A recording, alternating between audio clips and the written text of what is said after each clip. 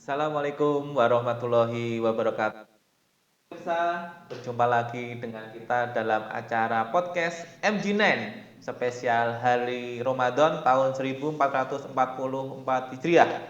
Hari ini kita akan ngobrol-ngobrol, kita akan sharing, kita akan berbincang-bincang dengan narasumber kita yaitu Bapak Abdul Rohim SPDI.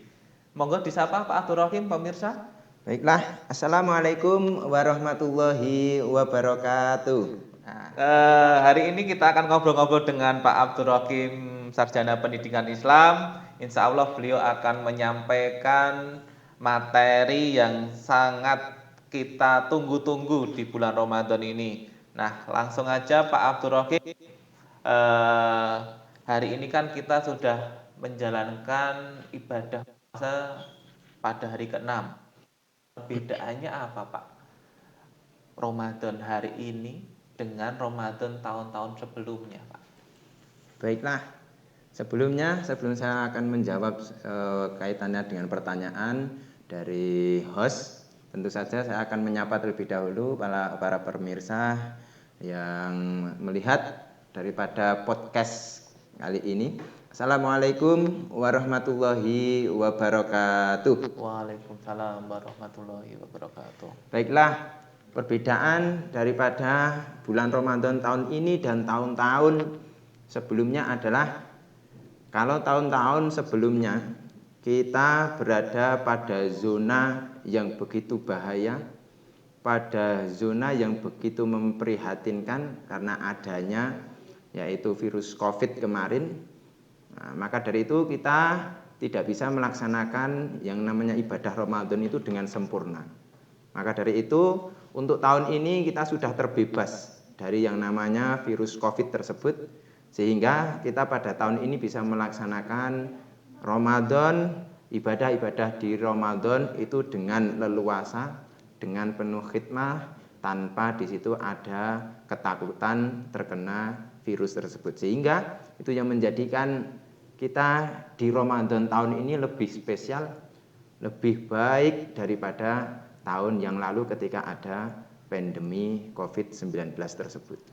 Berarti wajib kita syukuri nih Pak Abdul Rohim. Ya, karena hari ini kita terbebas dari virus yang mematikan, yang mengguncang dunia, bahkan termasuk umat Islam. Maka kita wajib bersyukur pemirsa, karena hari ini kita sudah diberikan nuansa yang lebih indah, nuansa yang lebih ceria untuk menjalankan ibadah puasa. Kemudian Pak Abdul Rohim, Ramadan itu kan menurut orang-orang nih, termasuk saya pribadi itu kan menganggap Ramadan itu spesial. Nah, spesialnya kalau menurut Pak Abdul Rohim itu di mana dibandingkan bulan-bulan selain bulan Ramadan, Pak Abdul Rohim? Oke, Ramadan itu memang spesial. Dimanapun berada, bulan Ramadan itu bulan yang paling ditunggu-tunggu oleh umat Islam. Baik di Indonesia sendiri, di negara kita maupun di negara-negara lain. Yang di situ negara Islam maupun negara bukan Islam, tapi juga ada beberapa minoritas yang di situ beragama Islam. Memang Ramadan itu ketika kita lihat dengan bulan-bulan yang lain itu memiliki perbedaan yang luar biasa. Seperti hanya kita contoh saja, setiap hari pun, setiap bulan pun, bahkan tahun itu memiliki perbedaan. Semuanya tidak sama. Kita ambil contoh sajalah. Di antaranya hari, kita ambil contoh untuk yang hari saja. Senin, Selasa, Rabu, sampai Ahad. Itu memiliki perbedaan. Contoh Senin. Kenapa Senin itu kok lebih spesial daripada hari Selasa? Karena Senin itu ada momen yang dimana di antara momen tersebut di hari Senin itu ada kesunahan untuk puasa, yaitu puasa hari Senin. Hari Senin pula ada momen yang spesial juga. Apa momen spesial di hari Senin itu? Yaitu hari di mana Rasulullah Muhammad SAW itu dilahirkan, yaitu di hari Senin. Sehingga hari Senin itu punya hal yang spesial, yang luar biasa, tentu saja beda dengan hari-hari yang lainnya. Itu baru hari Senin, kita ambil contoh. Belum hari Jumat, belum hari Kamis. Memiliki perbedaan juga dengan hari-hari yang lainnya. Nah, sekarang yang bulan. Tentu saja kita dalam 1 tahun itu dari Muharram sampai terakhir, yang 1 tahun ada 12 bulan itu semuanya, itu memiliki keunikan dan memiliki hal spesial sendiri-sendiri. Tentu saja di situ Muharram punya hal yang spesial lagi. Nah, ini Ramadan ini kenapa spesial? Karena di mana Ramadan ini disebutkan oleh Allah Subhanahu wa taala, bahkan disebutkan oleh Rasulullah Muhammad sallallahu alaihi wasallam, itu bulan yang berkah, bulan yang luar biasa. Karena di situ ada momen apa? Yaitu momen puasa. Yang di dalam 1 bulan kita berpuasa, sehingga dari momen itulah menjadikan bulan Ramadan ini bulan yang berbeda dengan bulan yang lainnya, lebih spesial dibandingkan dengan bulan yang lainnya. Oke, itu ya, yang makanya kita menganggap bulan Ramadan itu bulan yang spesial. Kemudian Pak Abdul Rahim, tadi kan kita rencana di awal tadi kan kita akan membahas terkait dengan Ramadan indah, Ramadan ceria, kemudian Ramadan berkah. Nah, yang ingin saya tanyakan Pak Abdul Rahim, apa toh bulan Ramadan indah itu apa? Ramadan indah, bagaimana ketika di situ sudah dijelaskan tadi, Ramadan mempunyai hal spesial dibandingkan dengan bulan yang lainnya, sehingga disebut juga Ramadan itu bulan yang indah. Kenapa indah? Yang dimana ketika bulan Ramadan umat Islam kok dia mau berpuasa hari pertama itu, maka keterangan daripada Rasulullah Muhammad SAW, kita itu mendapatkan pandangan rahmat dari Allah Subhanahu wa taala. Tentu saja kita dipandang oleh Allah Subhanahu wa taala itu pandangan yang memang mempunyai derajat yang paling tinggi. Kita dipandang oleh orang yang mempunyai derajat. Kita dipandang oleh orang yang mempunyai pangkat. Kita dipandang bupati seumpama. Kita dipandang seorang presiden seumpama. Itu pasti hati kita itu sudah senang sekali. Nah, dipandang oleh orang yang mempunyai pangkat, orang yang mempunyai derajat. Lah apalagi di sini di bulan Ramadan, itu kok kita dipandang oleh Allah Subhanahu wa taala dengan pandangan apa? Yaitu dengan pandangan rahmat.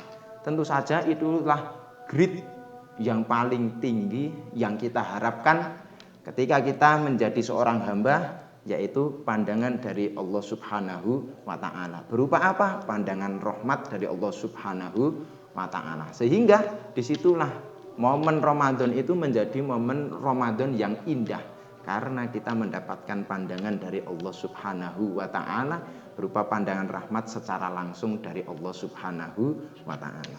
Luar biasa ya. Ternyata memang betul-betul indah Ramadan itu nggih. Kemudian tadi juga Pak Abdul Rahim kan menyampaikan bahwasanya Ramadan kali ini itu kan sedikit berbeda dibandingkan 2 tahun atau 3 tahun yang lalu. Karena 2 tahun yang lalu kita Ramadan itu ketakutan, Pak. Kita merasa panik, merasa was-was untuk menjalankan ibadah-ibadah dalam bulan Ramadan. Nah, kemudian kali ini kita sudah diberikan kebebasan untuk melaksanakan ibadah di bulan Ramadan. Kemudian cerianya di mana, Pak? Menurut Pak Abdul Rahim itu cerianya di mana, Pak? Letak cerianya. Ramadan ceria itu hanya didapatkan oleh orang yang dimana ketika masuk bulan Ramadan atau sebelum masuk bulan Ramadan itu kita sudah ada persiapan. Tentu saja semua kalau ada persiapan pasti hasilnya akan maksimal. Makanya Rasulullah Muhammad SAW itu pernah menyampaikan di dalam satu sabdanya, man fariha bidukhuli Ramadan harramallahu jasadahu 'alan niran. Nah, Ramadan ceria itu letaknya di sini. Ramadan yang senang itu letaknya di sini. Ramadan yang bahagia itu letaknya di sini. Barang siapa yang di situ dia senang. Senang dengan apa? Yaitu senang dengan masuknya bulan Ramadan. Bidukhuli Ramadan. Kita menggunakan redaksi yang paling sederhana lah daripada apa yang disampaikan oleh Rasulullah itu. Redaksi secara sederhana kalau kita maknai secara letterlek, secara sederhana saja. Kita cukup dengan senang tok itu. Kita hanya senang saja akan masuknya bulan Ramadan. Itu saja sama Rasulullah sudah dijamin. Besok di akhirat itu jasad kita diharamkan oleh Allah Subhanahu wa taala untuk masuk ke dalam nerakanya Allah Subhanahu wa taala. Nah, itulah ketika kita mau menyambut Ramadan itu dengan senang, maka disitulah Ramadan itu menjadi ceria. Tentu saja hal itu semuanya senang itu baik. Banyak kita lihatlah momen-momen di masyarakat yang bagaimana di situ menyambut bulan Ramadan. Dari mungkin membersihkan masjid, dari mungkin istilah Jawa kalau di tempat kita itu ada tradisi megengan, yang dimana megengan itu dia mempersiapkan, mungkin dia bersih-bersih rumah dan lain sebagainya. Lah itu semuanya untuk persiapan masuk pada bulan Ramadan. Nah itulah ketika masuk bulan Ramadan itu sudah ada persiapan, maka disitulah Ramadan itu menjadi ceria karena disambut dengan persiapan yang luar biasa, sehingga disitulah nanti menjalankan ibadah-ibadah di bulan Ramadan itu dengan senang hati, dengan khusyuk, dengan kebanggaan yang dimana melaksanakannya itu dengan penuh khidmat. Itulah Ramadan yang ceria yang seperti itu, yang dimana disiapkan terlebih dahulu sebelum kita masuk pada bulan Ramadan. Alhamdulillah. Berarti kita sebagai orang Islam itu memang nikmatnya luar biasa nih Pak Abdul Rahim. Ya, luar biasa. Kemudian yang ingin saya tanyakan Pak Abdul Rahim, Ya. kita kan tiap hari ini di bulan Ramadan puasa, mungkin menjalankan tarweh atau ibadah-ibadah yang lain. Ya. Nah, bagaimana nilai-nilai ibadah di bulan Ramadan kita ini menjadi berkah itu bagaimana Pak Abdul Rahim? Caranya bagaimana? Nah, cara kita supaya Ramadan kita ini menjadi berkah dalam pelaksanaannya adalah kita melaksanakan itu dengan ilmu. Dengan ilmu. Makanya sebelum masuk di bulan Ramadan itu kita sudah belajar. Banyak di antara kita, mohon maaf ini saya sampaikan, ya, sebagai ilmu juga lah. Nah, kita itu terkadang sering mengejar yang namanya sholat tarawih. Tapi ketika selesai dari sholat isya, kita itu sering tidak melakukan yang namanya ba'diyah isya. Padahal kalau kita lihat gridnya antara sholat tarawih dan ba'diyah isya itu, gridnya itu malah tinggi ba'diyah isya. Yang ba'diyah isya itu pahalanya luar biasa. Secara hukum itu sunnahnya sunnah mu'akkadah. Sedangkan tarawih itu hukumnya hanya terbatas di sunnah saja. Hanya terbatas di sunnah saja. Nah, itulah sehingga kita itu ketika pengen yang mana Ramadan kita itu ibadahnya semuanya menjadi berkah. Nah, maka harus dilandasi dengan ilmu. Tentu saja ketika kita masuk di Ramadan, ya berarti kita menambah ilmu akan berkaitan dengan puasa tersebut. Kita tahu bagaimana yang wajib, bagaimana yang di situ sunnah, bagaimana itu yang makruh. Ya, sehingga dengan kita mengetahui ilmunya itu, ya, keberkahan di dalam melaksanakan ibadah Ramadan itu akan kita dapatkan. Makanya mari kita jaga supaya puasa kita itu puasa yang diterima oleh Allah Subhanahu wa taala. Karena memang ada ibadah-ibadah itu yang kita tidak diterima oleh Allah Subhanahu wa taala. Ambil contoh lah, sholat. Sholat, ketika kita sholat, kita sudah melaksanakan rukunnya. Kita sudah melaksanakan syaratnya. Akan tetapi yang dipakai dalam sholat itu pakaian hasil curian. Maka di situ ibadah kita sah, akan tetapi ibadah kita tidak diterima oleh Allah Subhanahu wa taala. Begitu halnya juga dengan puasa. Kita puasa, niat sudah kita laksanakan. Hal-hal yang lainnya sudah kita laksanakan yang masuk pada rukun. Tapi ketika kita melaksanakan puasa, kita masih membicarakan orang lain. Kita masih riba. Kita masih sombong. Dan lain sebagainya. Maka ya puasa kita itu sah. Akan tetapi puasa kita tidak diterima oleh Allah Subhanahu wa ta'ala. Nah, itulah contoh-contoh sehingga yang saya sampaikan tadi dari awal, ketika kita pengen ibadah kita itu di bulan Ramadan menjadi berkah, maka landasilah seluruh ibadah itu dengan ilmu. Yang mana dengan ilmu itu akan menjadikan ibadah kita menjadi berkah dan diterima oleh Allah Subhanahu wa ta'ala. Oke. Selanjutnya Pak Abdul Rohim. Pak Abdul Rohim itu kan kesehariannya profesinya sebagai guru ini kan. Ya. Nah, ini kan Pak Abdul Rohim melihat fenomena anak-anak sekarang ini. Anak-anak sekarang ini kan saya tidak menyampaikan semuanya Pak Abdul Rohim. Nah, mungkin hanya beberapa. Karena kita juga melihat sendiri ketika di tempat-tempat umum itu ternyata masih pakaian sekolah, ternyata mereka di jam-jam puasa dengan santainya, dengan PD-nya makan, padahal dia adalah seorang muslim. Nah, ini bagaimana istilahnya menanggapi fenomena-fenomena seperti itu, bagaimana menurut jenengan sebagai seorang guru, apalagi guru pendidikan agama Islam Pak Abdul Rohim, terkait fenomena siswa yang notabene dia muslim tapi tidak puasa di bulan puasa. Ini bagaimana Pak Abdul Rohim? Yang pertama itu butuh penekanan yang betul terkait akan kewajiban puasa, khususnya adalah puasa Ramadan tersebut. Karena dengan penekanan betul itu sehingga menjadikan nanti para peserta didik khususnya ya yang di sini, maka itu memang tertanam betul. Yang dilaksanakan puasa Ramadan itu merupakan kewajiban. Hukumnya adalah fardu. Fardunya bukan fardu kifayah. Tidak bisa diwakilkan kepada orang lain. Tentu saja di situ adalah hukumnya fardu ain, yaitu kewajiban yang berlaku per individu, kewajiban yang berlaku per personal masing-masing. Nah, butuh penekanan yang betul. Butuh penekanan yang betul. Memang fenomena itu dimanapun berada. Orang anak-anak yang masih sekolah itu terkadang malah yang paling ngenes. Yang paling ngenes itu dia dari rumah ikut sahur sama keluarga. Nah, ikut sahur sama keluarga. Pernah saya nanya sama anak-anak tersebut, ngapain kamu nggak puasa? Nah, dia jawab terkadang juga dia dari rumah puasa, ikut sahur sama keluarga sama orang tua.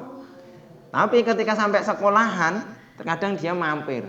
Sampai rumah lagi pulang sekolah ditanya sama orang tuanya, ya dia jawab puasa. Nah, itu butuh penekanan yang betul. Nah, penekanan itu bisa dilakukan. Yang paling inti adalah di dalam keluarga. Bagaimana keluarga itu membangun akan kewajiban itu yang harus dilakukan oleh anak-anaknya, oleh keluarganya, khususnya yang di situ beragama Islam. Nah, dan itu ditambah lagi penekanan yang dilakukan oleh para guru. Nah, para guru khususnya itu guru pendidikan agama Islam dan umumnya juga guru-guru yang lainnya. Nah, karena memang fenomena yang seperti itu sekarang menjadi hal yang mungkin dianggapnya biasa.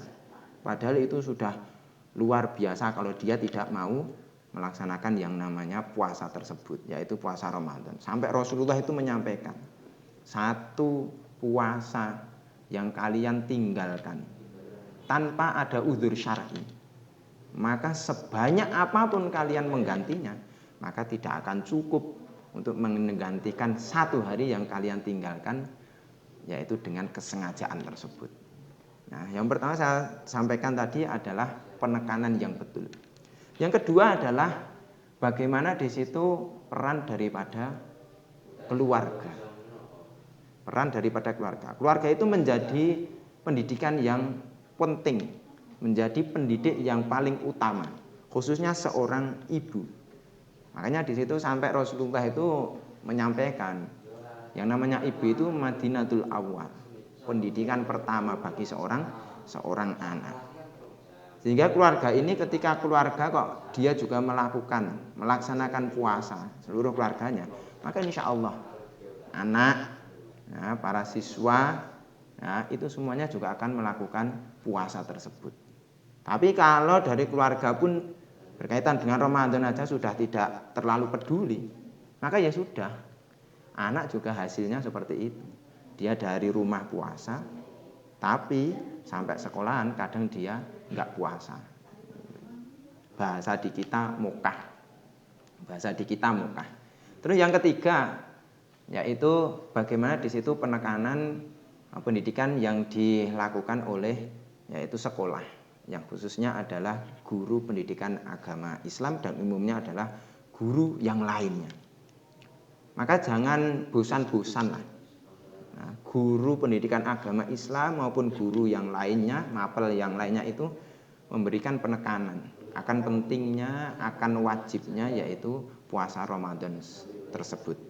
Sehingga ketika tiga ini tadi, ya, penekanan terus dari keluarga dan dari guru, ya, yang dari guru ini umumnya masuknya adalah di sekolah. Nah, tiga ini kok berkesinambungan dan mempunyai hubungan yang baik, maka akan menjadikan anak tersebut, para remaja tersebut, para peserta didik tersebut, para siswa akan lebih memperhatikan berkaitan dengan puasa Ramadan. Dia akan melaksanakan puasa Ramadan dan dia tidak akan mudah ataupun enteng untuk meninggalkan puasa Ramadan tersebut. Alhamdulillah ya. Luar biasa ini ya, materi dan ilmu yang disampaikan oleh Pak Guru Muda yaitu Pak Abdul Rohim. Kemudian saya juga tadi di tengah-tengah lupa Pak Abdul Rohim ingin bertanya. Tadi kan Pak Abdul Rohim itu kan menyampaikan tadi ketika kita menjalankan ibadah puasa harus didasari dengan ilmu terlebih dahulu nggih. Iya. Baru kita senang hatinya agar menjadi berkah. Nah, itu keterkaitannya bagaimana itu Pak Abdul Rahim? Keterkaitan antara Ramadan indah, Ramadan ceria, dan Ramadan berkah itu keterkaitannya bagaimana Pak Abdul Rahim? Baik, keterkaitan antara sesuai dengan tema kita pada podcast kali ini ya, bahwa kita bahas Ramadan yang indah, Ramadan yang ceria, Ramadan yang berkah. Nah, tiga ini semuanya ada keterkaitan. Ramadan yang indah yang bagaimana tadi sudah disampaikan. Ramadan yang indah itu yang dimana itu semuanya kita mendapatkan pandangan dari Allah Subhanahu wa ta'ala. Nah, Ramadan yang ceria itu adalah Ramadan yang dimana sama seseorang itu dia mau puasa, dia sudah ada persiapan dulu. Ketika sudah ada persiapan, maka menjadikan di situ Ramadannya menjadi ceria, menjadi senang, karena harus ada persiapan.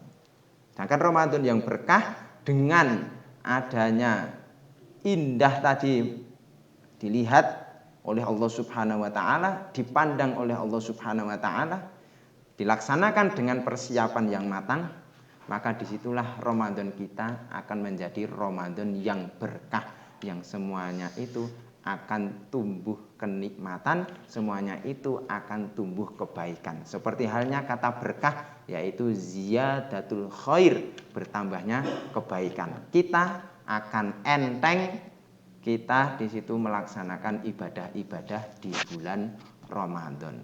Itulah keterkaitan antara Ramadan yang indah, Ramadan yang ceria, dan Ramadan yang berkah. Alhamdulillah, pemirsa, tak terasa kita sudah ngobrol sampai kurang lebih 20 menit lebih mungkin. Nah, tak terasa kita sampai di penghujung acara. Tapi sebelum kita tutup acara podcast MJNen kali ini, coba kita simpulkan bareng-bareng bahwasanya materi yang kita bahas tadi terkait dengan apa itu Ramadan indah, apa itu Ramadan ceria, dan apa itu Ramadan berkah. Dari apa penjelasan dan ilmu yang disampaikan oleh Pak Abdul Rahim tadi jelas bahwasanya ketika kita menjalankan ibadah Ramadan maka butuh persiapan. Salah satunya yaitu dengan ilmu. Kemudian bagaimana agar menjadi indah, maka kita jalani dengan ikhlas agar dipandang oleh Allah Subhanahu wa taala menjadi insan yang bermartabat. Kemudian Kenapa bisa dikatakan Ramadan berkah? Ketika di situ timbul kebaikan-kebaikan yang berkelanjutan, maka Ramadan itu bisa dikatakan sebagai Ramadan yang berkah.